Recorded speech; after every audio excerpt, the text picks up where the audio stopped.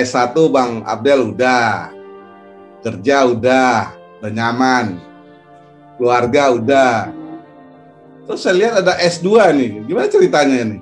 Gini Pak, ceritanya Pak, mungkin setelah melalui pendidikan S1 ini Pak, tidak terbesit atau tidak terpikir sebelumnya untuk melanjut ke S2 Pak, karena saya pikir cukup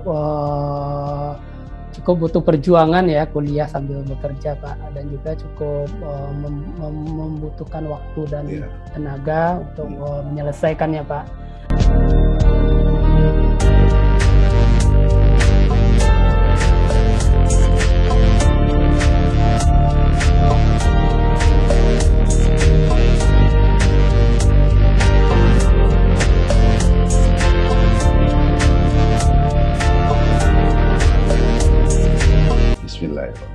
Assalamualaikum warahmatullahi wabarakatuh. Waalaikumsalam warahmatullahi wabarakatuh. Alhamdulillah. Suatu kebanggaan, kesenangan saya hari ini hari Minggu tanggal 1 bulan 8 tahun 2021. Setelah saya kemarin ke Bekasi, nah pagi-pagi ini saya meluncur ke Padang. Nah, Alhamdulillah akhirnya sampai saya ya di Padang ya, walaupun secara virtual ya, karena belum memungkinkan saat ini ke kota lain, jadi secara virtual aja gitu ceritanya. Iya, secara virtual ini nggak disuruh PCR atau antigen juga kan Pak? Aman, alhamdulillah. Iya, alhamdulillah. Baik, sekarang di layar sudah ada Bang Muhammad Abdel Haq. Nah, beliau adalah sebagai manajer bagian PDKB UPT Padang. Putra Minang, penempatan di Padang juga. Masya Allah, itu karena berkat doa-doa kedua belah pihak keluarga ya. Siapa? Nah, sebelum kita lanjut lebih jauh dengan sosok Bang Abdel, kita tampilkan biodata atau perjalanan karir selama di PLN berikut ini.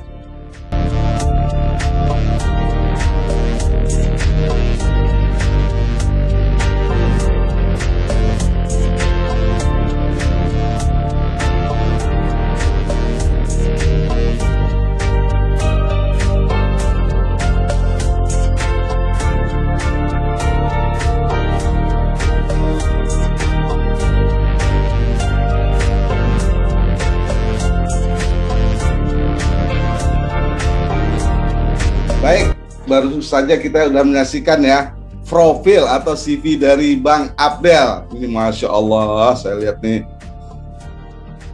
inovasi terus ini kan, dan pendidikannya juga luar biasa. Beliau ini dengan mandiri sudah sampai ke S2. Nah, ntar kita tanya lebih jauh tentang Bang Abdel. Saya dimulai dari profil yang saya tampilkan tadi Bang. Silakan Bang Abdel. Terima kasih atas kesempatannya Bapak. Nah, mungkin sebelum mulai ya, ada baiknya kita buka dengan pantun dulu ya Pak. Jalan-jalan ke Batu Sangkar, jan lupa membali randang. Selamat datang Bapak Muhar di kampung tercinta nang kita sayang. Oke Pak, itu pantun. Baik Pak, terima kasih atas kesempatannya yang diberikan untuk dapat hadir di acara hebat ini Pak. Wah, luar biasa sekali beruntungnya saya bisa gabung di acara ini. Ini kalau dimasukkan ke TV nasional mungkin bisa pacu-pacu ratingnya dengan ILC nih Pak. Nah, Pak Muhar bisa digandeng sama TV One nanti untuk gantiin Dato' Ilyas. Bang Karni nih. Iya. Aduh. Baik Bapak, terima kasih sudah menampilkan profilnya Pak. Jadi ya, perkenalkan, nama saya Muhammad Abdel Haq. Saya lahir dan tinggal di Padang 29 April 1990 Pak.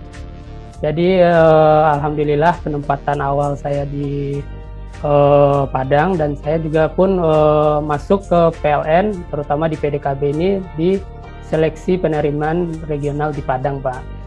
Nah, tadi seperti Bapak sampaikan tadi, mungkin karena bukan usaha saya yang hebat di sini Pak, tapi ada doa orang tua atau keluarga juga yang tetap mensupport dan tetap menginginkan saya di Padang. Tapi ya kita sama tahu sendirilah, di PLN ini kita harus siap ditempatkan di mana saja. Nah, mungkin itu tunggu giliran aja nanti ya Pak. Ya. Mungkin tadi bisa dilihat gambarannya. Saya masuk ke PLN 2008, pendidikan di Cibogo, di Bogor. Kemudian OJT-nya itu di Semarang. Alhamdulillah dapat kesempatan sekali-sekali keluar Padang lama dan bisa langsung kemana-mana gitu Pak. Dapat ke Sunda, ke Jawa, nah Jakarta juga. Nah kemudian di sana juga banyak pengalaman Pak. Ada hal-hal baru yang saya pelajari yang menjadi kenangan tersendiri lah dalam kehidupan. Kemudian 2009 SK keluar Pak, alhamdulillah kembali ke Padang. Tapi waktu itu mungkin saya agak tertahan dulu Pak di Diklat karena ini kondisi di Padang 2009 itu pasca gempa besar Pak. Jadi kami nggak bisa kembali karena unit induk P3B tidak siap pada saat itu karena masih sibuk dengan recovery. Di Kota Padang.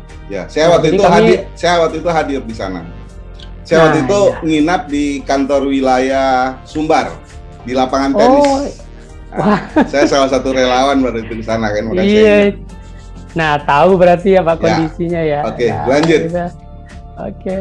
Nah, mungkin dari waktu itu tuh agak gimana ya perasaan ya Pak, kita tahu daerah kampung kita mengalami bencana atau apa, tapi kita nggak ada di sana. Nah, agak khawatir juga sih saya dengan keluarga, terutama karena tidak ada yang bisa dihubungi Pak.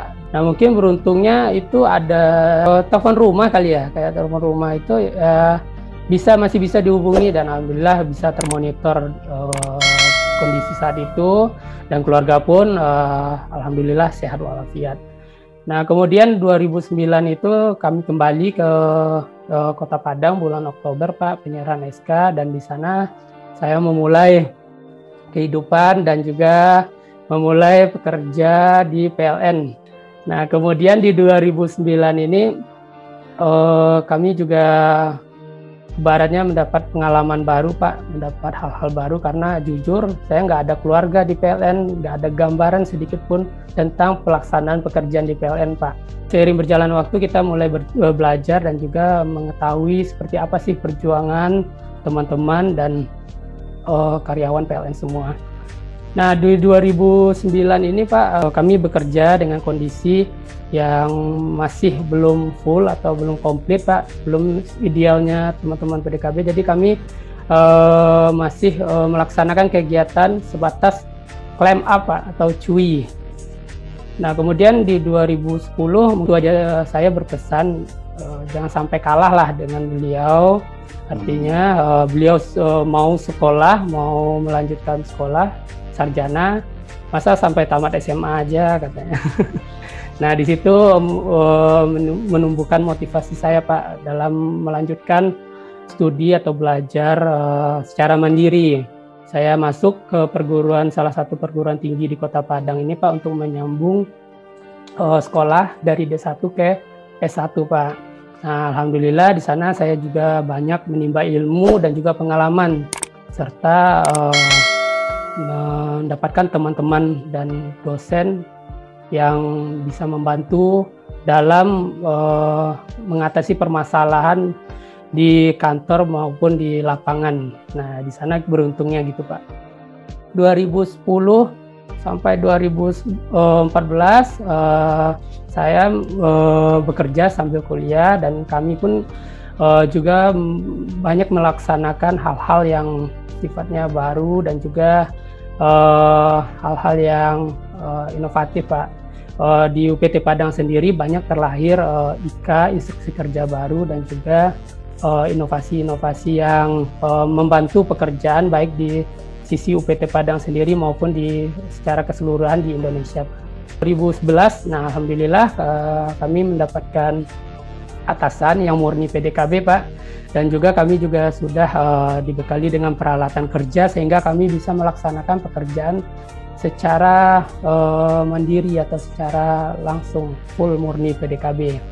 Nah, kami mulai berjuang bersama di sana dan juga kami dapat mengeksekusi hal-hal yang sebelumnya kita laksanakan secara padam, tapi kita bisa langsung lakukan secara bertegangan. Di mana PDKB Sumatera ini adalah angkatan pertama, Pak.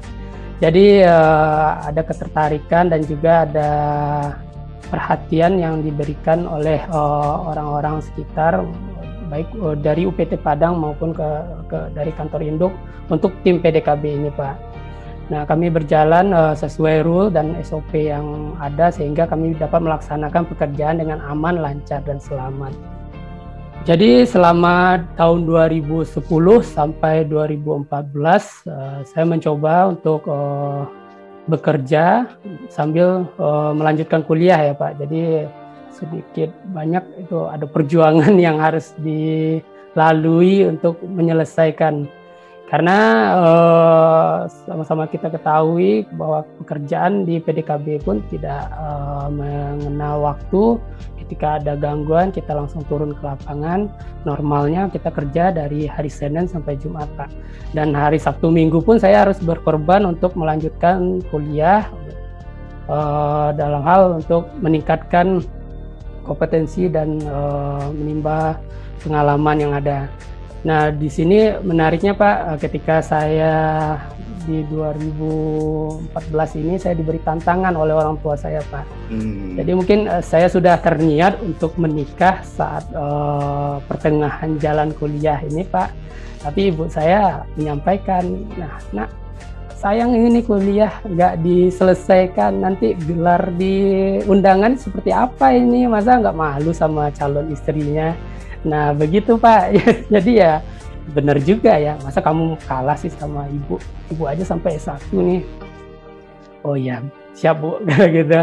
Ya jadi secara nggak langsung ini diberi sinyal, nah, boleh nikah atau boleh berkeluarga asal selesai dulu kuliahnya. Nah makanya dari sini saya nggak mau nih berlama-lama nih Pak. Wah kalau kayak gini nih bisa-bisa ketunda terus nih nikahnya nih. Kalau saya tamatin kuliah 10 tahun ya artinya umur berapa lagi saya mau nikah.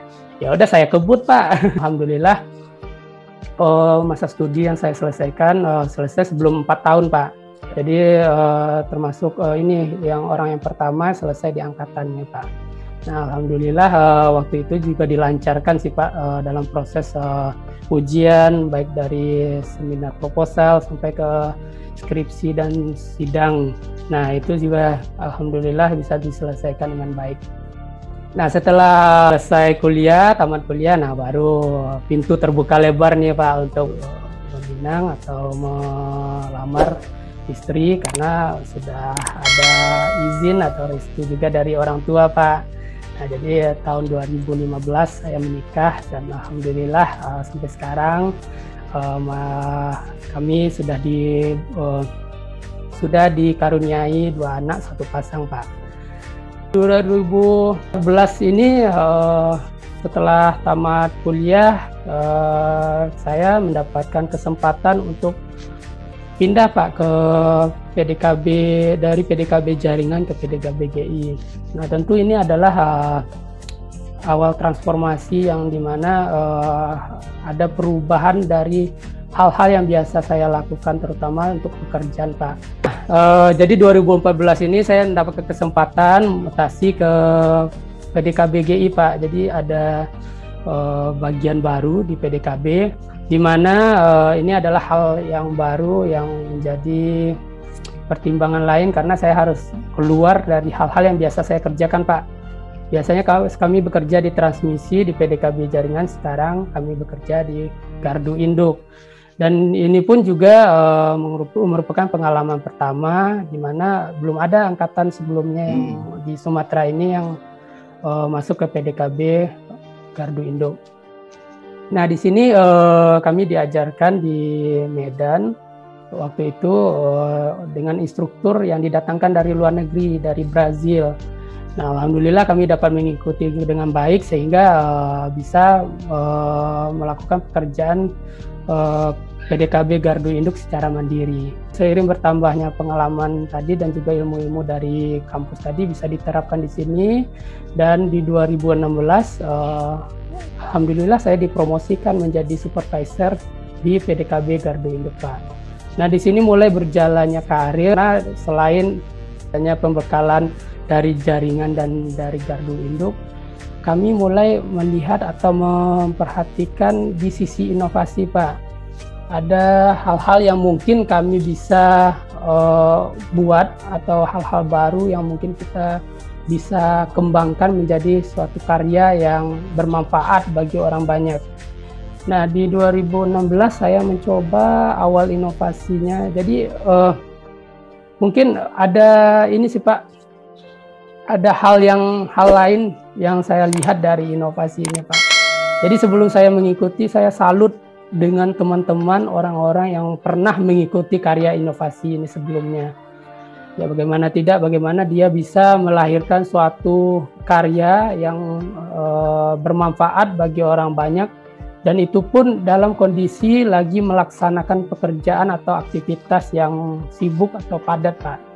Nah, berawal dari sana kami pun juga termotivasi untuk mencoba masuk ke aktivitas tersebut. Jadi 2016 ini kami mengikuti karya inovasi, Pak. Inovasi yang bukan alat atau bukan hal yang diciptakan, tapi merupakan suatu metode kerja, Pak. Metode kerja penggantian isolator menggunakan penggantian isolator tension yang terpasang PLA.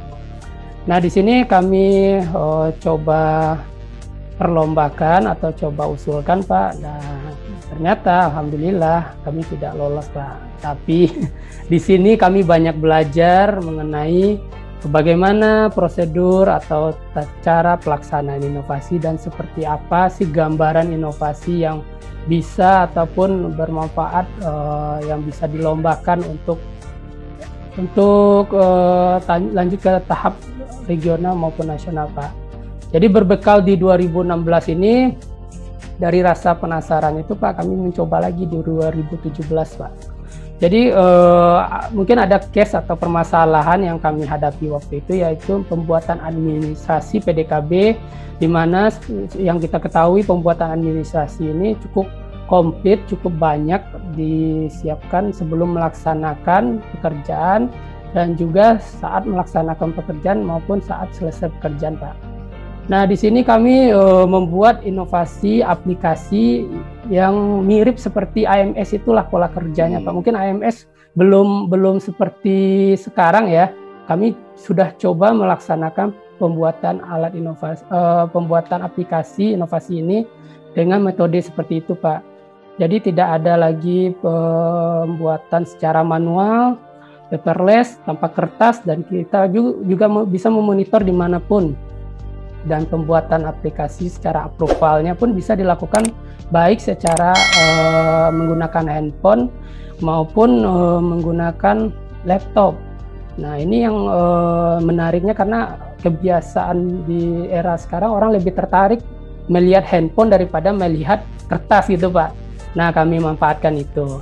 Alhamdulillah inovasi ini berjalan lancar sampai ke tahap regional, Pak. Nah, inilah ya enaknya inovasi ini, kita mendapat pengalaman yang baru, pengalaman yang hebat, dan juga kita bisa jalan-jalan terutama ya Pak Mohar ya. Nah, di sini kami 2017 mempunyai kesempatan mengikuti karya inovasi di sisi regional luar Jawa, Bali. Itu tempatnya di Bali, Pak. Nah, nggak kepikiran juga sebelumnya ini kapan ini bisa ke Bali ya. Gratis lagi ya, gratis lagi ya, Pak. Gratis lagi, dimodalin lagi ya, Pak. Nah, ya, jadi kami berjuang di sana, tapi ya alhamdulillah tidak ini lagi, Pak, tidak lolos lagi, Pak. Tapi ya kita juga di sana kita dapat pelajaran lah, dapat hal-hal baru lah yang bermanfaat untuk kedepannya. Jadi gambarannya juga nama aplikasinya itu Maigo, Pak. Ini aplikasi yang kami manfaatkan untuk pembuatan administrasi. Nah, kemudian lanjut, Pak, di 2018. Nah, saya mencoba keberuntungan lagi nih di inovasi, Pak. Kami coba di alat kerja sekarang, tahun kemarin di aplikasi, dan sekarang kita coba di alat kerja. Nah, di sini kami membuat aplikasi bernama Jackpot, Pak. Jadi itu adalah semacam alat untuk menopang konduktor saat dibebaskan dari MTU atau peralatan gardu induk, Pak. Jadi ketika teman-teman mau melaksanakan penggantian peralatan gardu induk, nah secara PDKB, nah alat kami inilah yang berfungsi untuk pengganti MTU tersebut, Pak, sehingga MTU itu bisa diganti secara bertegangan. Nah, pembuatan ini pun juga kita lakukan secara mandiri, dan kita juga melihat peluang-peluang apa saja yang bisa dikembangkan dari alat ini. Mungkin sederhananya gambaran alat ini seperti tripod kamera, Pak. Dia menopang wire tong untuk memegang bagian konduktor yang bertegangan tadi. Dan kita variatifkan dengan kaki yang bisa berdiri dimanapun dan juga bisa mengatur ketinggian dari wire tong sendiri seperti katrolnya bendera, Pak, katrol bendera, jadi bisa dinaikkan dan diturunkan. Nah, ternyata alhamdulillah inovasi kami ini kembali dipercaya untuk mewakili kantor P3B Sumatera di kancah regional. Nah, luar biasanya lagi tadi udah di Bali kan, Pak. Nah, sekarang di Manado, Pak. Wah, lebih jauh lagi ternyata, alhamdulillah. Nah, tapi sayangnya, Pak, di waktu momentum saya mengikuti inovasi ini, Pak, bentrok dengan diklat PDKB GI Advance, Pak. Jadi, aduh, ada rasa-rasa ya gimana ya, Pak, ada mungkin sedih juga, mungkin agak gimana. Kita udah berjuang sejauh ini, kita udah membuat suatu hal yang dari nol, ternyata kita sendiri tidak bisa mengikuti atau memperjuangkannya sampai akhir, Pak. Nah, mungkin saya percayakan kepada teman-teman waktu itu untuk tetap lanjut dan tetap memperjuangkan karya inovasi ini. Dan akhirnya saya pun lebih memilih untuk mengikuti diklat ini, Pak, karena ini adalah penjenjangan khusus yang sudah disiapkan, yaitu peningkatan dari level basic ke level advance di PDKB GI, Pak.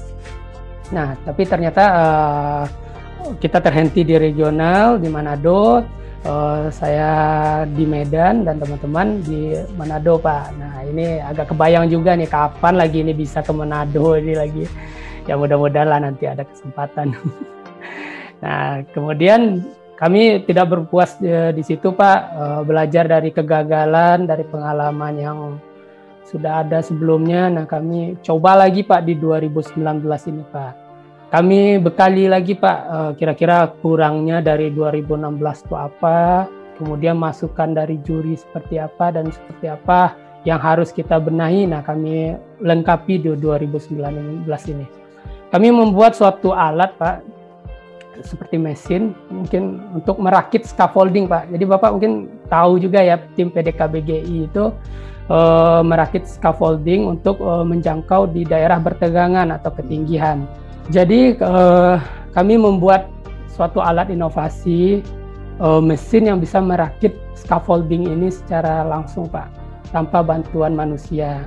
Nah, seperti gambaran mungkin metode konvensional yang Bapak perhatikan, kita merakit scaffolding satu persatu dari bawah ke atas memanjat gitu ya, Pak. Tapi dengan alat yang bernama Aldo Hiplet ini, scaffolding tersebut tidak perlu kita rakit secara konvensional, tinggal kita masukkan satu persatu sehingga terakit seperti ketinggian yang kita inginkan, Pak. Nah, fungsi atau gambarannya mungkin seperti forklift ya, Pak. Forklift, jadi dia merangkai satu persatu dari bawah. Nah, sampai kita mencapai ketinggian yang kita inginkan, baru pelaksana atau linesman tersebut naik ke atas untuk melaksanakan kegiatan atau pekerjaan, Pak. Kelebihannya adalah selain dari mempermudah pekerjaan ini, dari sisi safety-nya sangat safety sekali karena tidak ada aktivitas manusia dalam perakitan scaffolding ini, Pak. Nah, di sini kami alhamdulillah juara di seleksi juara 1 ya, Pak, di seleksi kantor induk dan dipercaya mengikuti dan diutus untuk lanjut ke tahap selanjutnya, seleksi regional. Dan di regional pun kami lolos ke tahap nasional. Nah, di sini pun ini merupakan pengalaman yang baru nih Pak, pengalaman yang luar biasa karena sebelumnya kami hanya sampai ke tahap regional. Di nasional ini banyak kami lihat inovasi-inovasi hebat, orang-orang hebat yang berkompetisi satu sama lainnya, dan juga kami alhamdulillah mempunyai kesempatan di sana. Nah, mungkin banyak cerita juga di sini waktu itu di Yogyakarta ya Pak. Waktu itu kegiatan inovasi ini mungkin pertama kali ya Pak, biasanya nasional diadakan di kantor pusat Pak. Nah, 2019 ini diadakan di Yogyakarta. Alhamdulillah sekali kami bisa kesempatan lagi jalan-jalan di luar Jakarta ataupun di luar wilayah kerja kami biasa Pak. Nah, di sini kami mempunyai pengalaman juga Pak, kami melihat banyak orang-orang hebat, inovasi-inovasi hebat dalam kompetisi, dan juga alhamdulillah kami bisa bergabung di dalamnya Pak. Dan ternyata bayangan ekspektasi saya inovasi ini jauh di luar dugaan Pak. Jadi di sini saya lihat Pak, gambarannya di sini banyak orang-orang hebat dan alat-alat inovasi yang hebat yang berkompetisi di sini Pak. Dan juga kami juga mempunyai kesempatan bergabung di dalamnya, dan kami juga banyak hal-hal yang kami pelajari di sana, seperti apa sih pola pikir dan cara seorang inovator dalam membuat dan menyajikan barang atau alat inovasinya Pak, sehingga orang bisa tergugah dan bisa yakin terhadap produk tersebut Pak. Kami banyak belajar di sini dan juga kami banyak melihat hal-hal baru Pak. Kami melaksanakannya tetap semangat, tetap dengan totalitas, tapi ya ternyata masih belum bisa menjadi pemenang. Dan alhamdulillah kami waktu itu mendapat nomor 4 Pak, nomor 4 dari peserta yang mengikuti di tahap nasional itu Pak. Nah, tapi ya alhamdulillah sekali Pak, kesempatan langka itu bisa kami raih dan bisa kami peroleh, sehingga ada modal berharga bagi teman-teman juga dalam mengikuti karya inovasi Pak. Nah, mungkin itu gambarannya Pak, seputar sekilas perjalanan tentang inovasi ini Pak. Masya Allah, inovasi terus ya, tiada henti ya, luar biasa ini. Tahap demi tahap akhirnya tembus nasional ya, pantang menyerah. Alhamdulillah. Alhamdulillah. Baik, waktu itu kita kembali ke belakang lagi, waktu sekolah di SMA waktu itu sekolahnya ya? Iya Pak, SMA Pak. Nah, lulus 2007. 2007 Pak. Nah, 2007. Terus gimana? Ke PLN gimana? Ada yang ngasih tahu atau apa? Mau ngelamar? Jadi tahun 2007 saya tamat SMA Pak, di Padang, dan waktu itu mungkin tidak ada gambaran sama sekali Pak PLN ini Pak. Waktu itu saya cita-citanya malah menjadi seorang eksekutif muda atau menjadi seorang pengusaha. Nah, jadi gambaran saya pun waktu itu saya nggak minat kuliah atau nggak minat melanjutkan studi setelah SMA Pak. Malah kalaupun saya memilih daripada kuliah, mending saya masuk ke sekolah-sekolah yang mempunyai ikatan dinas Pak. Jadi selain tidak menyusahkan atau merepotkan orang tua dari sisi biaya, dan saya pun juga nggak sulit untuk mencari pekerjaan setelah itu Pak. Jadi saya berpikir mungkin ya selain belajar tentang wirausaha, saya juga mempersiapkan diri untuk sekolah kedinasan seperti Akpol, Akmil, maupun mungkin seperti IPDN Pak. Di 2007 itu saya prepare dan mempersiapkan diri sebaik mungkin untuk lanjut ke sana Pak. Tapi sayangnya ternyata di 2007 itu waktu itu pembukaan Akpol dari tamat S1 Pak, harus tamat S1 yang saya dapat informasinya, dan IPDN pun sendiri waktu itu sedang ada kasus sehingga di off-kan selama 1 tahun. Wah, ini di luar ekspektasi, di luar harapan, gak jadi cita-citanya. Nah, tapi ya sambil cadangannya saya ikut seleksi perguruan tinggi juga Pak, dan juga waktu itu alhamdulillah saya lulus di jurusan hubungan internasional di Universitas Andalas Pak. Nah ini ada cita-cita baru nih, bisa jadi diplomat ini Pak. Nah jadi saya mengikuti kuliah itu selama 1 tahun. Nah ternyata seiring berjalannya waktu saya melihat dan merasakan ternyata tidak nyaman juga kuliah, ataupun saya mempunyai keinginan kembali lagi ke cita-cita awal Pak. Wah ini belum ada gambaran khusus nih untuk selesai kuliah ini mau ngapain, mending coba nyari kerja aja lah atau ini. Nah ternyata di sambil kuliah itu saya upayakan juga, saya dengar ada seleksi lagi yang di 2008 itu Pak. Ada seleksi yang bisa diikuti, saya bekali diri dengan persiapan fisik dan juga persiapan akademik lainnya sambil kuliah Pak. Informasi lagi ada kabar dari Paman waktu itu Pak, ini ada penerimaan dari PLN nih, PDKB. Nah ini kayaknya gambarannya langsung kerja, langsung tanpa proses panjang bisa langsung kerja. Nah itu mungkin awal mulanya informasi itu datang dari Paman, dan saya pun cari tahu korannya Pak, gambarannya seperti apa, seleksinya dan di mana saya coba ikuti. Cara paralel Pak, mungkin sambil kuliah dan juga sambil persiapan. Alhamdulillah proses itu berjalan dengan lancar Pak, sampai ke tahap di mana ada seleksi fisik Pak.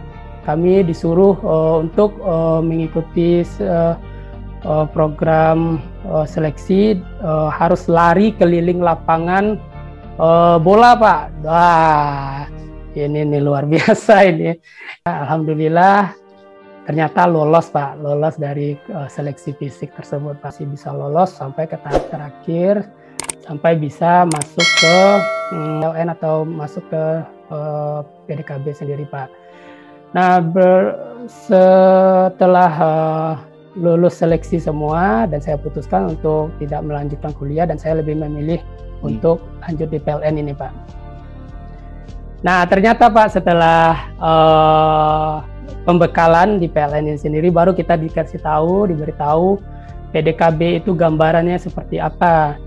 Nah bayangan saya sih sebenarnya ini kerjaan ya mungkin banyak di kantoran ataupun hal-hal yang sifatnya tidak menggunakan aktivitas fisik Pak. Ternyata luar biasa, ini murni fisik. Malah pembekalan waktu itu kita dilaksanakannya di Kopassus Pak, di Bogor, daerah mana ya Pak, Satuan Batalion. Nah jadi di Kopassus itu Pak, ternyata kami itu dibina bukan di pusdiklatnya, bukan di tempat lembaga pembelajarannya, tapi kami dibina di batalion Pak, tempat orang latihan perang, tempat para pasukan khusus yang dipersiapkan untuk berperang. Nah tahu sendirilah Pak bagaimana cara pendidikan seorang instruktur yang emang disiapkan untuk mengajar, dan bagaimana pembekalan atau sistem belajar instruktur untuk mengajar orang dalam berperang Pak. Nah tentu berbeda sekali. Waduh ini luar biasa. Nah alhamdulillah setelah menyelesaikan pendidikan itu, kami bisa melaksanakan pelatihan khusus PDKB untuk pelaksanaan pekerjaan, dan saya pun juga sudah melalui hal-hal yang cukup menantang, cukup hebat. Nah mungkin itu Pak gambarannya Pak. Dan juga setelah itu kami mulai melakukan mengikuti pendidikan secara terprogram, mulai dari pendidikan di Bogor, Cibogo, dan setelah itu OJT di Semarang atau di Ungaran Pak. Ya kenapa dilatih di Kopassus ya? Ini kan pasukan khusus. Iya. Benar Pak. Pasukan khusus kan. Jadi pelatihan iya Pak. Sama taannya juga di Kopassus kan. Masya Allah. Benar. Baret merah berarti ya. Iya Pak, benar. Baik, setelah 10 hari berlalu, daerah Bogor itu lanjut ke... Di Kopassus kami lanjut ke ini dulu Pak. Kita mempunyai kesempatan dulu nih kuliah di Politeknik D1, Politeknik UI Pak, PNJ sekarang namanya Pak. Wah, nih hebat sekali nih. Sekali-sekali kuliah langsung di kawasan salah satu universitas terbaik di Indonesia ini. Nah, di Jakarta lah ya? Jakarta lagi Pak. Aduh, dapat kesempatan di sana. Ada berapa orang waktu itu di situ? Waktu itu kami 32 orang Pak, se-Sumatera. Itu khusus PDKB ya, teman-teman calon PDKB ya? Iya, khusus PDKB Pak. Jadi murni dari teman-teman yang dilatih untuk dipersiapkan untuk jadi tim PDKB Pak. Berapa lama waktu itu kuliahnya? Kuliahnya waktu itu 3 bulan, sebentar saja sih Pak, 3 bulan, tapi itu pembekalan dasar teori listrik Pak. Nah, di sana kami belajar tentang bagaimana teori-teori dasar ilmu kelistrikan. Tinggalnya waktu itu? Waktu itu kami tinggal di kawasan dekat kampus Pak, kami ngekos bersama di sana juga. Berarti kalau kampus bareng-bareng gitu ya, baris-baris juga? Iya. Wah, di sana masih diterapkan Pak apa yang dilatih di Kopassus itu, baris sambil nyanyi, kalau nggak lari Pak, sehingga jadi bahan tontonan tersendiri di sana bagi orang-orang masyarakat sekitar sana. Wah, ini orang-orang dari mana ini? Kepala botak-botak waktu itu lagi kan Pak. Pakaian, kalau pakaiannya? Kalau pakaian waktu itu menyesuaikan Pak dengan yang sudah ditetapkan oleh universitas. Kita pakai pakaian kemeja biasa sih Pak. Tapi ya cara duduknya, cara masuknya, cara jalannya ya masih mengikuti lah dengan pendidikan yang 10 hari tadi Pak. Jadi gerakannya harus patah-patah ya? Wah, patah-patah Pak. Posisi harus siap terus Pak, dan juga apa yang ditanyakan atau apa yang disampaikan oleh dosen dengan jawaban yang tegas dan patah-patah juga Pak. Kadang bisa jadi juga patah-patahnya karena nggak bisa jawab ya Pak. Baik, setelah selesai selesai 3 bulan itu kemana lagi? Setelah menyelesaikan pendidikan 3 bulan tadi Pak, kami lanjut di Cibogo Pak, diklat PLN. Nah, di sana kami mulai mempelajari pembidangan dari sisi PDKB Pak. Nah, kami mulai melaksanakan kegiatan-kegiatan mulai dari memanjat tower, kemudian mengganti isolator, ataupun memperbaiki aksesoris yang ada di tower ini sendiri Pak. Baik, pas masuk ke UPDL Bogor, udah tahu PDKB itu apa? Udah tahu pekerjaannya bagaimana? Udah tahu? Belum tahu sama sekali Pak. Seperti bayangan, seperti gambaran tadi Pak, mungkin ya pengetahuan tentang PLN ini cukup minim karena tidak ada keluarga di sini Pak, dan tidak ada orang yang bisa memberikan bayangan dan gambaran dari orang-orang terdekat tentang PDKB terutama Pak. Jadi diberitahunya ya nanti kamu kerja manjat-manjat tower. Nah, itu ada transmisi yang tingginya di atas 50 meter. Wah, gawat ya. Dan juga Pak, mungkin informasi saja Pak, saya ada tremor ataupun kondisi fisik yang tidak wajar lah ya Pak. Suka gemetar sendiri Pak dalam hal setelah melaksanakan pekerjaan berat maupun dalam hal setelah beraktivitas sehari-hari Pak. Nah, jadi ini pengalaman juga dari sini Pak. Mungkin ya secara mentalitas cukup siap untuk melaksanakan pekerjaan, tapi fisik tadi Pak. Ketika saya melaksanakan pelatihan, di situ terlihat seperti orang yang tidak siap melaksanakan pekerjaan dalam kondisi bergetar terus Pak. Jadi ya mungkin getarannya itu nggak bisa tergolong tidak wajar. Nah, udah waktu itu mungkin ya kondisinya saat kondisi berada di atas tower Pak. Ditanyain langsung oleh instruktur, kamu takut melaksanakan pekerjaan ini? Tidak Pak. Lalu kenapa bergetar? Emang kondisi saya seperti ini Pak. Yakin kamu? Yakin Pak, benar Pak, siap Pak. Nah, tapi ya ternyata instruktur tersebut tidak percaya begitu saja Pak dengan kondisi itu Pak. Dan istimewanya karena hal tersebut saya mendapat tugas atau hal-hal yang sifatnya lebih atau ekstra daripada teman-teman lain Pak. Karena mungkin ya dirasa ya ini mungkin perlu penempaan yang lebih ini biar tidak takut atau tidak canggung dalam melaksanakan pekerjaan ini Pak. Nah tapi alhamdulillah saya bisa lalui dan mungkin ya karena dapat perhatian khusus itu ya bisa inilah Pak, bisa lebih menyerap lah untuk pelajaran atau untuk ilmu-ilmu yang sudah diberikan Pak. Nah tapi setelah melalui itu ternyata baru instruktur tadi tahu dan yakin ternyata emang ini bawaannya bukan takut atau bukan sesuatu yang tidak siap, tapi ya emang kondisi fisiknya seperti itu. Baik. Terus berapa lama waktu itu di Bogor itu, PDL Bogor?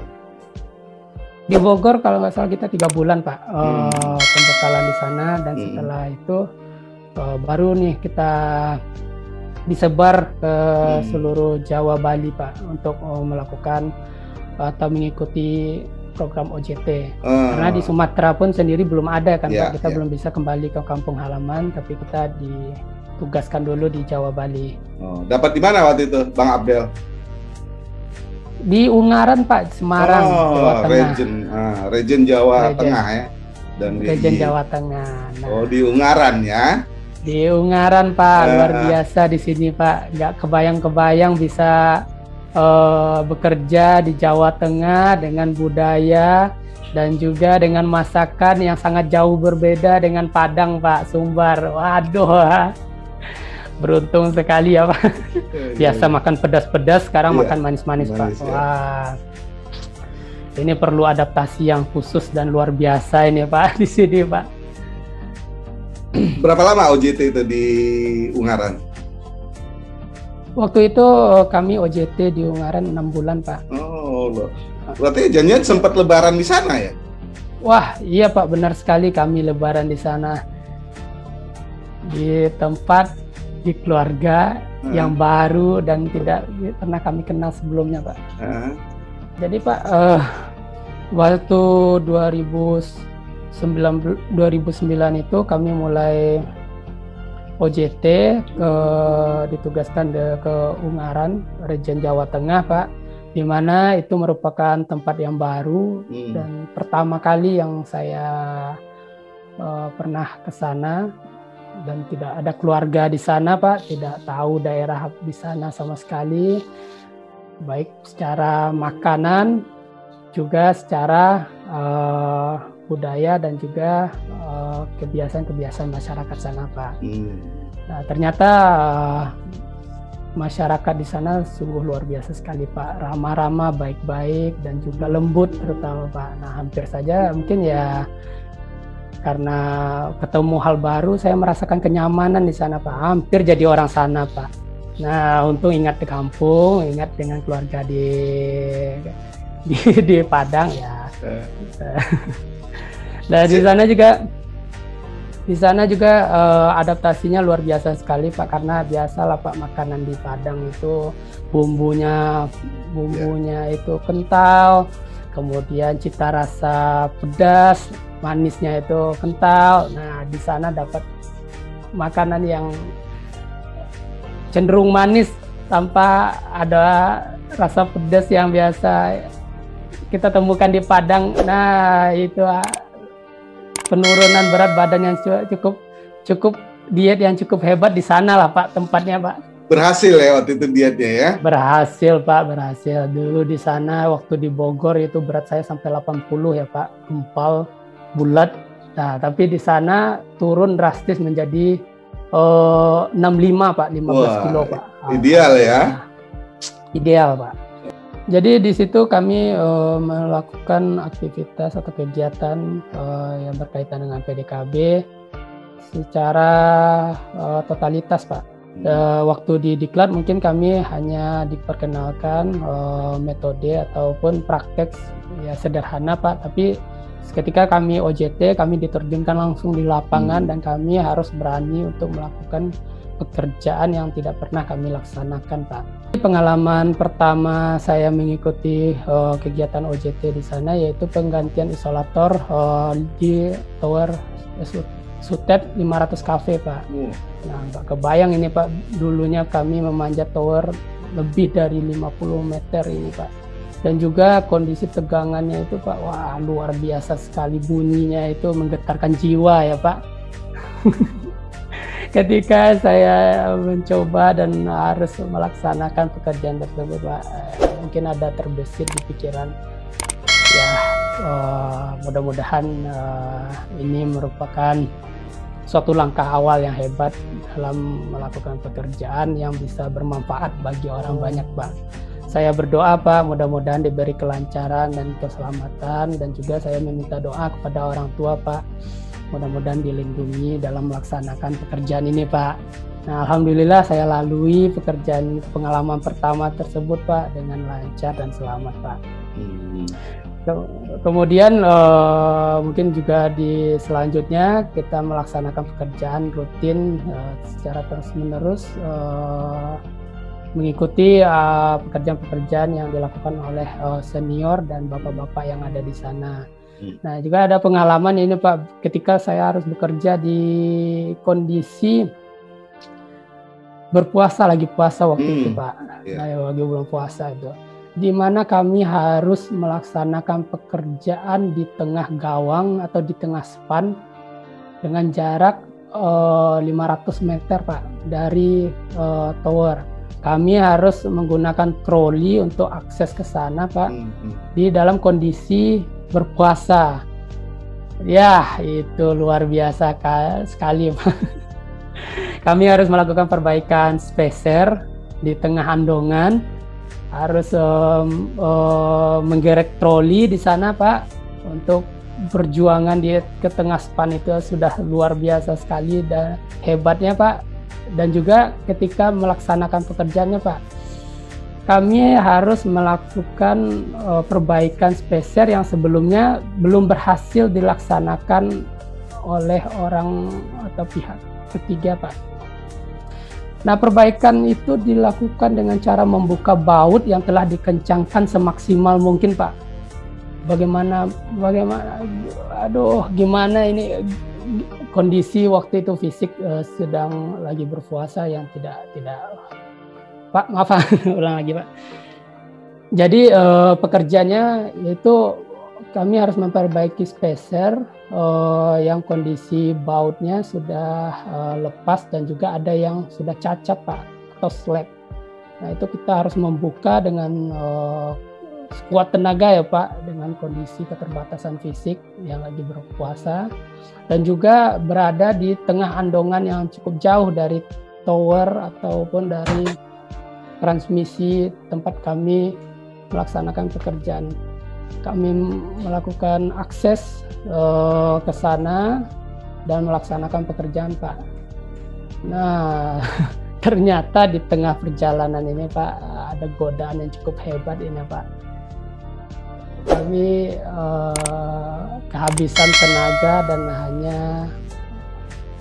hanya berbekal 1 botol aqua Pak. Ternyata sudah disiapkan, mungkin sudah ada bayangan dari senior-senior itu. Wah, ini nggak mungkin, ini nggak bisa, nggak mungkin pasti batal ini puasanya ini. Nah, dibekali di sana Pak. Nah, seiring perjalanan dan juga usaha Pak, kami yakinkan saja dan kami kuatkan tekad untuk melaksanakan pekerjaan itu dengan sungguh-sungguh. Alhamdulillah kami diberi kekuatan Pak, dan kami berhasil melaksanakan pekerjaan tersebut tanpa membatalkan puasa. Alhamdulillah, dan kami bisa kembali melaksanakan kegiatan sampai selesai Pak. Nah, mungkin itu gambaran pengalaman di sana juga Pak. Baik. Oke, setelah 6 bulan di Ungaran. Setelah 6 bulan di Ungaran, banyak kenangan mungkin di sana Pak yang kami dapat, dan kami kembali lagi ke Bogor untuk untuk menyelesaikan pendidikan Pak, kami tes, kami diuji apa saja yang telah dipelajari, baik secara teori maupun praktek, dan juga kami diinformasikan bahwa setelah ini akan dikembalikan ke unit masing-masing, Pak. Ya. Nah, mungkin ada perasaan bahagia juga di sana setelah sekian lama merantau, sekian lama sudah berjuang di tempat baru, akhirnya kembali ke kampung atau ke daerah masing-masing, Pak. Oh, berarti langsung kembali ke Padang ya, di UPT Padang ya? Iya, tapi yang tadi Pak seperti gambaran Pak, kami tidak bisa kembali langsung, tapi transit dulu transit dulu di diklat. Nah, saat transit itu pun ada cerita khusus nih Pak. Ternyata waktu transit itu kami tidak murni diliburkan, tapi kami diberdayakan sebagai pegawai diklat dulu Pak. Nah, di sini kami ditugaskan menjadi tim atau pengawas teman-teman yang baru menyelesaikan, baru masuk ke penerimaan PLN Pak. Nah, ya seperti gambaran tadi Pak, bagaimana yang dilatih atau diterapkan di Kopassus tadi, nah seperti itu pula kami terapkan ke junior-junior ataupun orang-orang baru yang masuk ke PLN ini Pak. Jadi kami mulai mencoba atau jadi kami menerapkan apa yang diajarkan dulu Pak, bagaimana cara berjalan, berbaris, kemudian cara menjawab ataupun menyampaikan pertanyaan. Nah, seperti itu. Kami ikut mengawasi dan juga didampingi oleh petugas-petugas yang ada, dan juga kami seperti inilah Pak, seperti angkatan juga di sana Pak, seperti bapak-bapak TNI itu juga gambarannya. Malah kadang mungkin ada juga senior, ada juga teman-teman itu yang lebih takut kepada TNI-nya, lebih takut kepada seniornya daripada ke TNI-nya nih Pak. Karena mungkin ya lebih lepas lah. Jadi selama masa itu Pak, ada juga teman-teman yang menemukan jodoh di sana Pak. Ya karena ya biasalah Pak, cinta datang karena terbiasa ya Pak. Jadi teman-teman ada yang berjodoh di sana dan juga menemukan pasangan hidup di sana Pak. Baik.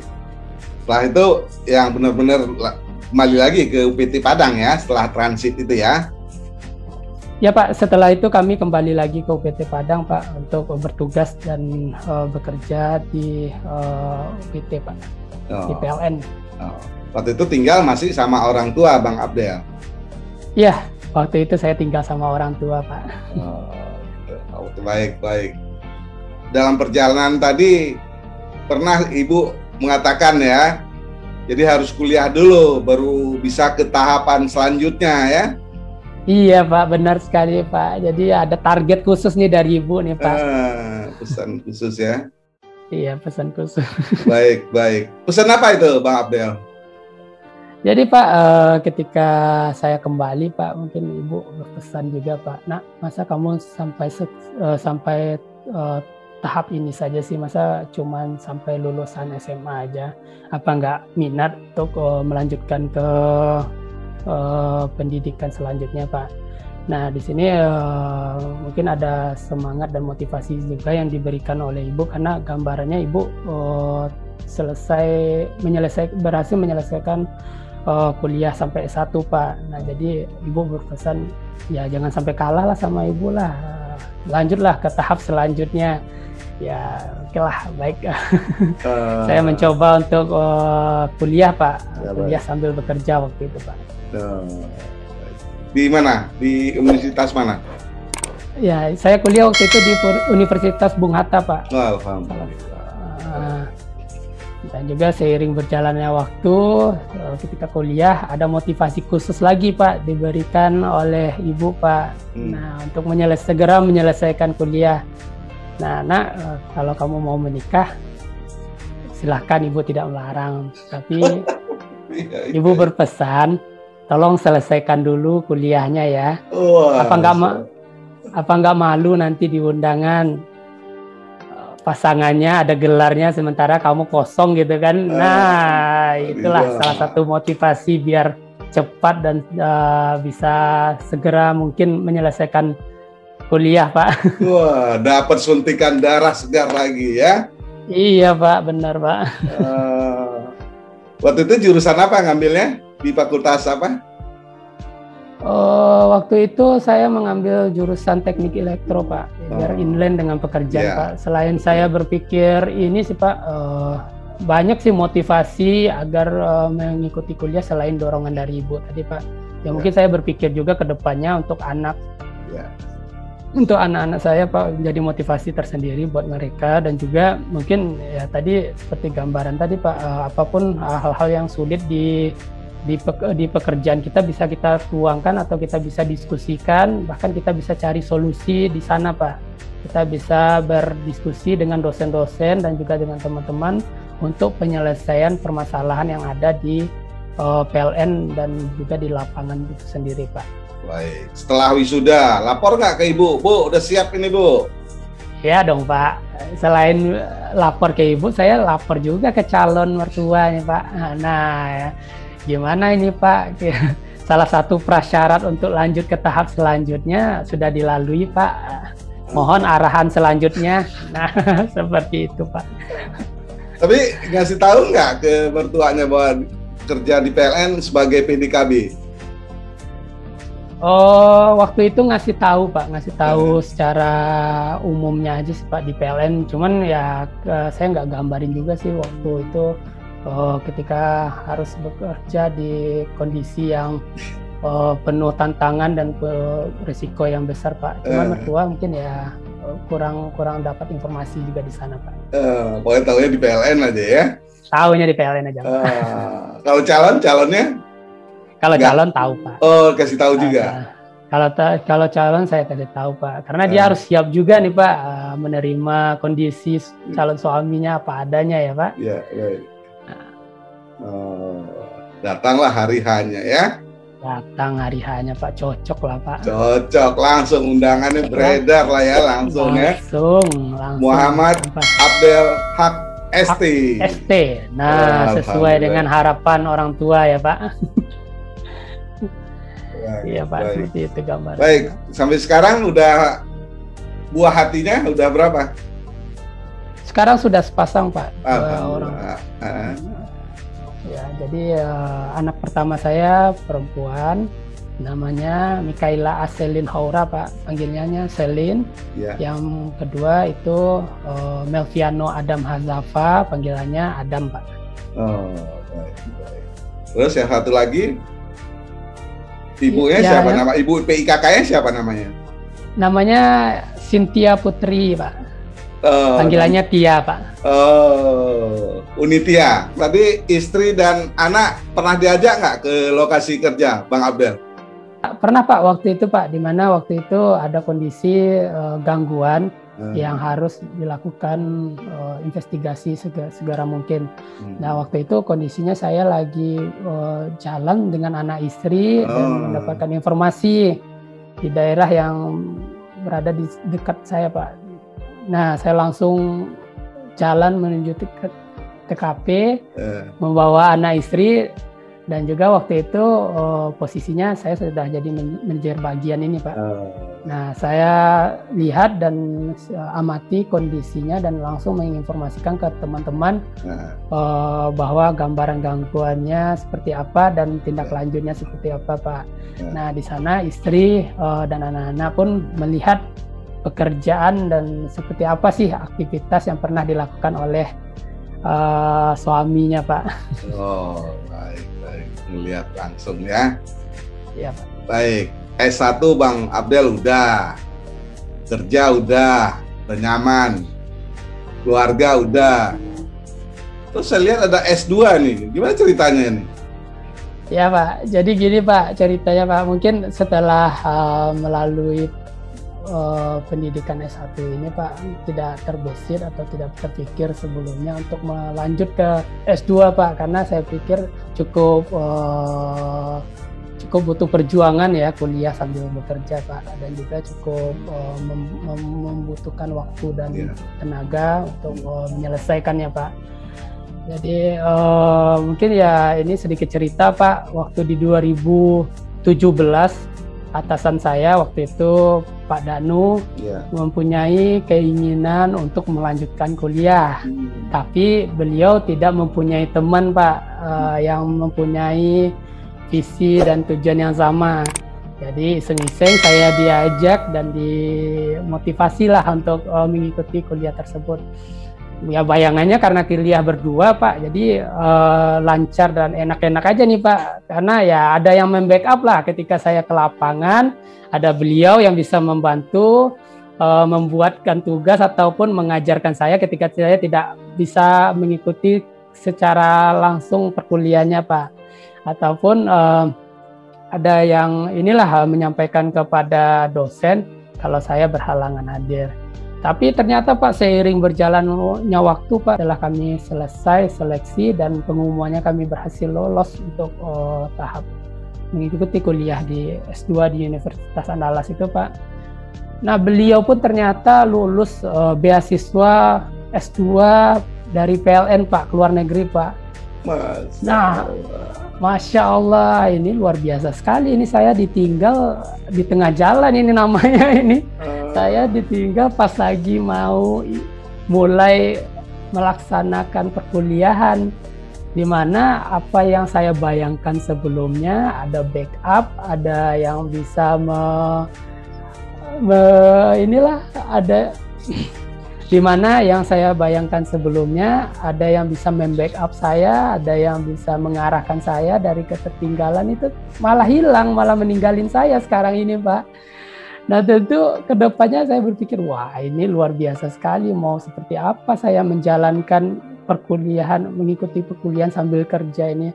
Bulan Agustus Pak Danu sudah mulai mengikuti program S2 beasiswa PLN, dan saya pun mengikuti program S2 secara mandiri Pak. Nah kondisinya waktu itu saya tidak ada atasan, dan itu saya juga bergantian dengan teman atau supervisor lain menjadi PLH, manajer bagian PDKB Pak. Nah di selang waktu yang ada, mungkin saat kondisi saya harus standby di kantor sebagai PLH, saya sempatkan untuk mengikuti kuliah tersebut Pak, dengan program yang reguler tadi. Nggak jauh kan lokasi kantor sama itu tempat kuliahnya? Universitas Andalas nggak dekat ya? Dekat Pak, dekat Pak. 15 menit sampai Pak. Oh, berarti nggak masalah ya. Berapa lama itu kuliahnya S2? Jadi untuk biaya yang saya habiskan itu satu semester itu ada kitaran 8 juta Pak. Dan itu pun harus dipersiapkan secara sendiri. Nah berpikir di sana ya ini nggak mungkin ini saya berlama-lama di sini ngabisin uang ini. Nah ini yang jadi salah satu motivasi saya untuk menyelesaikan segera kuliah ini Pak. Jadi waktu itu programnya mungkin 2 tahun Pak, 2 tahun bisa selesai dengan cepat Pak. Tapi saya negosiasi kepada dosennya, bagaimana kalau seandainya 1 tahun saya sudah bisa mempersiapkan untuk skripsi, untuk tesis sambil berjalan perkuliahan. Dan dosen pun bisa mengerti dengan kondisi waktu itu Pak. Dan saya mencoba untuk meraih kesempatan sebaik mungkin untuk menyelesaikan kuliah ini Pak. Alhamdulillah kuliah S2 ini saya bisa selesaikan totalnya mungkin sampai selesai sidang itu 1 tahun 10 bulan Pak. Bisa selesai pertama di angkatan itu Pak, dan alhamdulillah bisa dapat nilai yang cukup memuaskan Pak. Di mana ibunda itu? Nggak bilang sama ibunda? Nih, udah lewat ibunda ini. Iya, nah ini selain doa ibunda sekarang udah ada doa ibu negara juga nih Pak. Ibu udah 2 ya. Jadi ya selain support dari orang tua, ibu Pak, orang tua, juga ada support dari keluarga, dari istri, dan juga pun itu menjadi kekuatan dan semangat tersendiri buat saya untuk menyelesaikan kuliah ini Pak.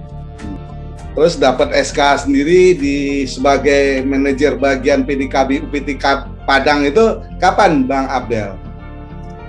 Ya Pak. Nah, ini 2019 ini merupakan tahun-tahun yang bersejarah Pak. Jadi tadi gambarannya saya berhasil mengikuti karya inovasi seleksi nasional, dan juga di 2019 ini saya bisa menyelesaikan program S2, dan 2019 ini juga saya mendapat amanah sebagai manajer bagian Pak. Nah, di sini saya menggantikan Bapak Agung yang promosi ke kantor induk sebagai MSB PDKB, Pak. Alhamdulillah saya dipercaya membangun PDKB di kampung halaman sendiri dengan teman-teman yang sudah saya kenal baik, dan juga teman-teman satu angkatan juga tentunya yang sama-sama kami membangun PDKB ini secara bersama mulai dari nol Pak. Baik. Terus sebentar, tadi saya belum singgung juga masalah pelatihan di Medan. Itu kan instrukturnya langsung dari Brazil tuh kan, sepetan langka itu kan? Iya Pak. Gimana ceritanya sedikit itu sekilas itu tentang pendidikannya, instrukturnya langsung dari Brazil. Nah, mungkin salah satu semangat ataupun pilihan saya lebih memilih diklat di Medan, yaitu PDKB GI Advance ketimbang inovasi di Manado tadi Pak, yaitu gambaran instruktur yang didatangkan dari Brazil, di mana mereka lebih memiliki pengalaman dan juga wawasan yang lebih komplit daripada teman-teman yang ada di Indonesia Pak. Nah, di sana juga kami juga belajar berkomunikasi, bagaimana berkomunikasi yang tidak biasa kami lakukan, yaitu menggunakan bahasa Inggris Pak. Dan juga sesekali beliau juga menyampaikan dengan bahasa Brazil Pak. Nah, itu yang juga cukup unik karena bahasa Brazil ini sendiri pun sangat beda sekali dengan bahasa Inggris Pak. Sama halnya dengan bahasa-bahasa daerah yang ada di Indonesia ini, di mana kita tidak bisa mengerti apa yang dia sampaikan Pak. Jadi secara otomatis ketika instruktur itu ada dua instruktur Pak, yang satu Mr. Carlos, yaitu dia mungkin untuk penyampaian bahasa Inggrisnya tidak lancar, jadi dia lebih nyaman menyampaikan dengan bahasa Brazil Pak. Dan juga ada instrukturnya Mr. Flavio yang orang Brazil juga, tapi sangat lancar sekali bahasa Inggris Pak. Jadi ketika Mr. Carlos itu menyampaikan dengan bahasa Brazil, nah Mr. Flavio ini yang menyampaikan dengan bahasa Inggris. Ya kami lah mau nggak mau, suka nggak suka, harus bisa mengerti apa yang mereka sampaikan Pak. Dan juga kalaupun tidak bisa dengan bahasa Inggris, paham dengan bahasa Inggris, kita harus mempraktekkan atau menyampaikan juga dengan cara menggambar ataupun dengan bahasa tubuh Pak. Ya. Jadi gimana caranya bisa tersampaikanlah untuk informasi. Tapi alhamdulillah kita pun juga mendapat pengalaman di sana, dan juga hal-hal yang baru, dan juga kita bisa menyerap ilmu mereka sebaik mungkin Pak, sehingga bisa melaksanakan dan mengimplementasikan ilmu-ilmu tersebut seketika kembali ke unit masing-masing Pak. Next sudah ada instruktur PDKB kan, bahasa Minang.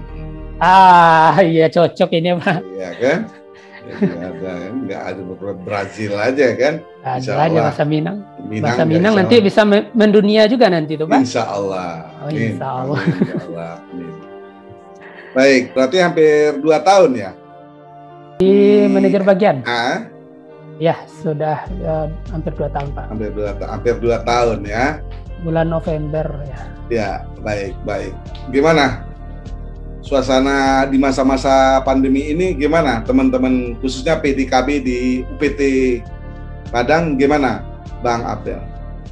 Ya, Baik Pak, jadi semasa pandemi ini kita lalui sesuai dengan arahan dan prokes yang telah ditetapkan oleh pemerintah dan juga orang-orang ahli di bidang kesehatan Pak. Selama pandemi COVID ini Pak, kami tetap melaksanakan prokes dengan baik sesuai dengan anjuran pemerintah, baik di kantor maupun di lapangan Pak. Nah, di sini kami juga sedikit punya cerita nih Pak. Ternyata kami juga ikut berpartisipasi pernah kena COVID Pak. Jadi gelarnya tuh kalau sudah kena COVID nih LC ya Pak, lulusan COVID. Nah gitu Pak. Jadi ceritanya seperti ini Pak. Ketika kami melaksanakan pekerjaan recovery trapez patah di salah satu penghantar yang ada di UPT Padang Pak. Waktu itu mungkin kondisi di lapangannya cukup menguras tenaga dari teman-teman Pak, karena lokasi selain lokasinya medannya cukup sulit dan juga kita juga bekerja pagi, siang, malam Pak, full selama 2 hari agar pelaksanaan recovery ini bisa berjalan dengan lancar dan bisa kembali normal Pak. Nah itu pun kondisinya kita bercampur dengan orang di luar PDKB Pak. Kita melaksanakan pekerjaan bersama-sama agar pekerjaan ini bisa selesai dengan segera Pak. Nah sekembali di pekerjaan itu satu persatu teman-teman mengalami gangguan kesehatan yang mirip dengan gejala COVID Pak. Jadi ketika itu ternyata ada 7 orang yang terindikasi gejala COVID. Nah mungkin waktu itu kami belum terlalu yakin apakah ini COVID ataupun tidak, karena ya biasa Pak setelah balik dari lapangan kalau kondisi recovery itu memang kondisi tubuh cukup capek dan cukup lelah. Biasanya memang ada yang sakit juga Pak, tapi kita belum yakin untuk COVID. Sehingga kami belum melakukan tes, tapi kami melakukan isolasi mandiri dulu Pak.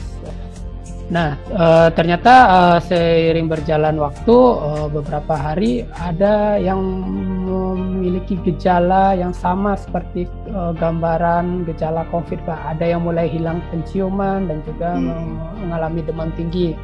Nah setelah itu barulah kami melakukan tes swab secara bersama seluruh tim PDKB yang ada waktu itu, dan ternyata hasil dari swab itu menunjukkan hasil positif terpapar COVID itu hampir setengah dari tim PDKB ini Pak, termasuk saya sendiri Pak. Nah di sana kami mulai kami cukup merasa apa ya? Di sana kami mulai merasa, waduh, ini menjadi ujian tersendiri lah bagi tim PDKB, karena kami tidak bisa melaksanakan kegiatan dengan normal dan tidak bisa melakukan perbaikan-perbaikan lainnya. Sehingga aktivitas waktu itu tim PDKB vakum selama 1 bulan Pak.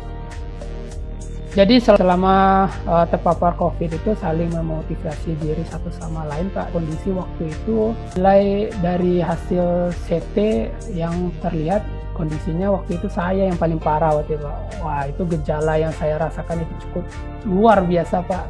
Nyeri di persendian, kemudian demam, nafsu makan hilang, dan kondisi yang lain lah yang tidak nyaman sama sekali. Saya berusaha waktu itu untuk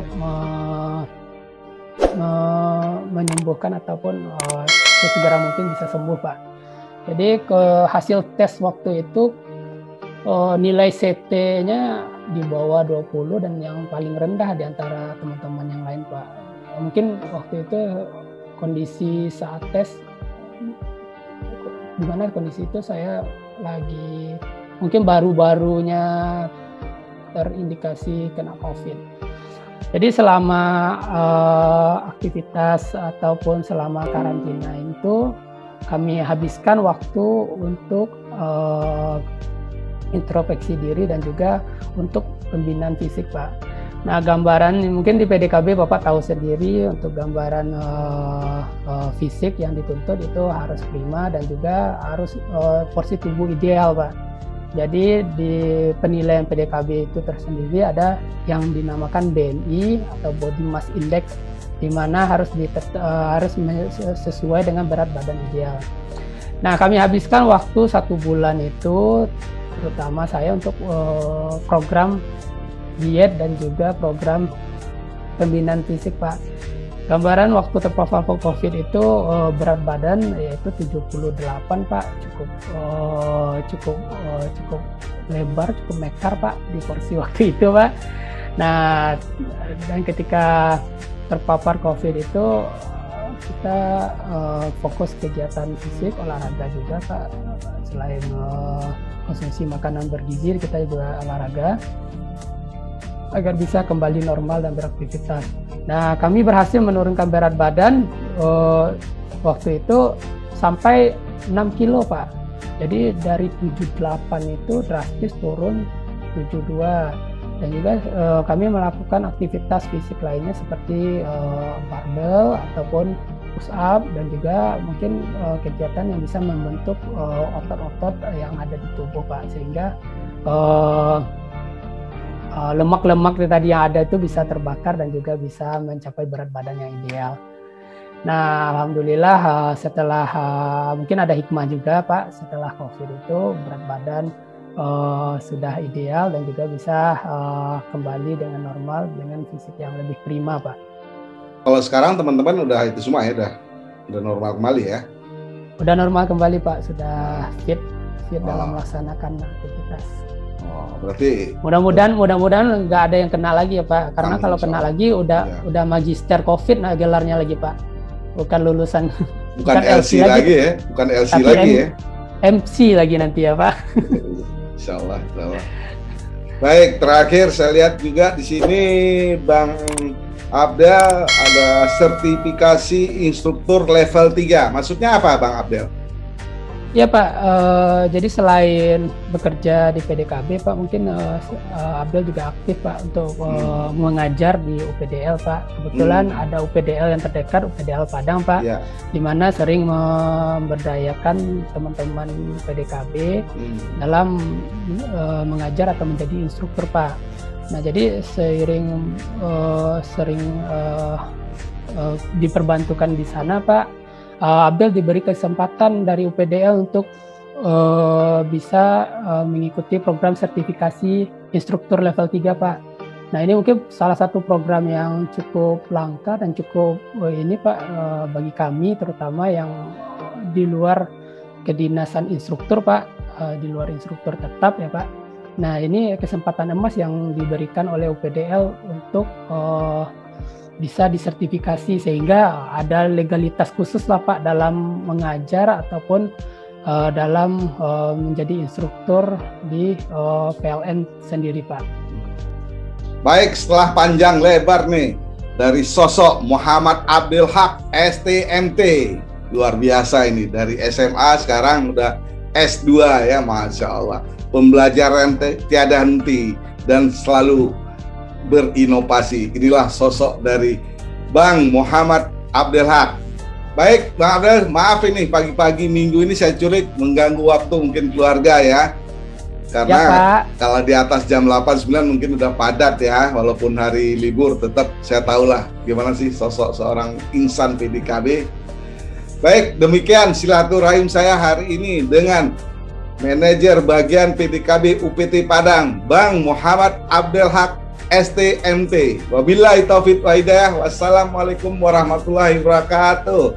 Waalaikumsalam warahmatullahi wabarakatuh. Terima kasih Pak Muhar atas kesempatannya. Nanti jangan lupa Bapak main ke Padang kalau ada kesempatan ya, Pak. Kita tunggu kehadirannya di Padang. Nasi kapau. Oke, siap Pak. Nasi kapau, Pak, Bukit Tinggi.